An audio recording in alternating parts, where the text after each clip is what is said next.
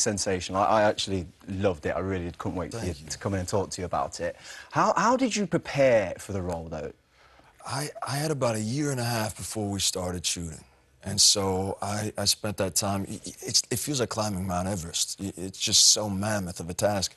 So for me, I just had to take it one step at a time, and it started with absorbing everything. I watched every bit of footage that's out there. I listened to every interview of his throughout his entire career, and read every book that was written on his life. And, wow. and then I started to break it up into pieces. So it was figuring out how his voice changed over the years, and obsessing about that.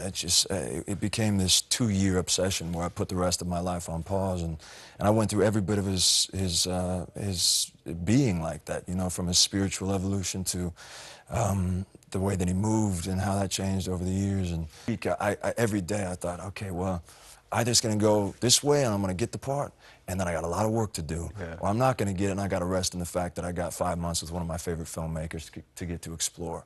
Eventually, so I accepted both those options, and then I got the call from Baz, and it was excitement and exhilaration followed immediately by, I got to get time to work. To turn up, yeah. This is the responsibility is such a weight that for 2 years I woke up every day around 3 or 4 in the morning with my heart pounding, and I couldn't go back to sleep, and I just got to work at that time. Oh, you nailed it. Yeah. Absolutely nailed it. And what was it like when you finally got on set? So that clip that we've just seen there, when you're on stage, and literally the kids in the audience go from just watching and wondering who you are to literally girls are throwing themselves at you. And that one girl that we see, she kind of sums it up perfectly, the effect that he had on audiences, women and men. But what was it like for you getting on stage and performing in front of that many people? I know you're an actor and you've done theatre, but being a musician and a singer and someone that plays guitar and dances like that. Yeah, I was really nervous for those performances because it's something I'd never done before. And I spoke to Rami Malek beforehand, and he told me, he said, you know, I believe those days will probably be the most fun days you have. And it turned out to be exactly that. The first performance we filmed was 68 Special.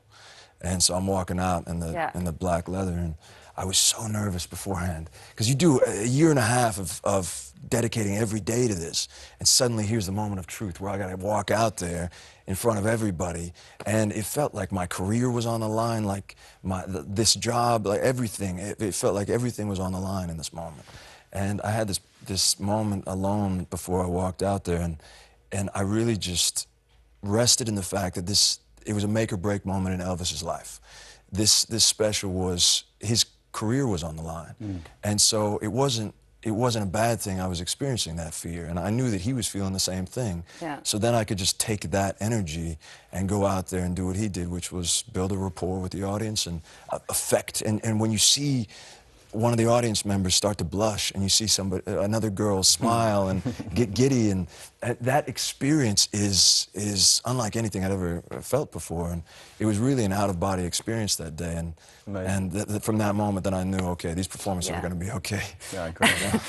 Tom, what drew you to this film? Because in my head, you get offered every movie role ever written, so you could kind of take anything. Why this one for you? I had never seen a photograph of Colonel Tom Parker. I did not know what he sounded like. All I knew was some version of he was some sort of diabolical genius that both manufactured Elvis Presley and made him one of the most important cultural icons in the history of America. And I said, you're talking about Falstaff here. You're talking about Falstaff with Prince Hal. This rogue, this cheat, this liar, but who everybody loved, that at the end of the day, at the end of the story, is left on the lurch and not being able to enjoy the part of it.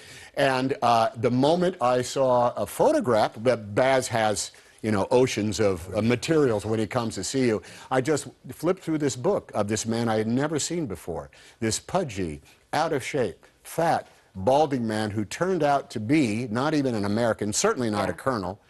His first name is not Tom. He's not even a Parker. His name is Andreas van Kuck, and he's from Holland. No one knew any of this stuff. So here it was. I'm going to get to play essentially I'm going to be in a movie called Ben-Hur, starring Ben-Hur, you know. I don't know how else to talk about Elvis. I don't want to talk about the son of... It's like he's playing Jesus in a movie that's called The Book of Matthew, for crying out loud, or, you know, Jesus of Nazareth in a movie called Jesus of Nazareth. And yet I will then get to be this catalyst in the portrait, and also have the demands of a huge amount of character applied onto me. So it was a bit of a banquet, of a feast for me. So the opposite, right, kind of, because you had an abundance of information and very little.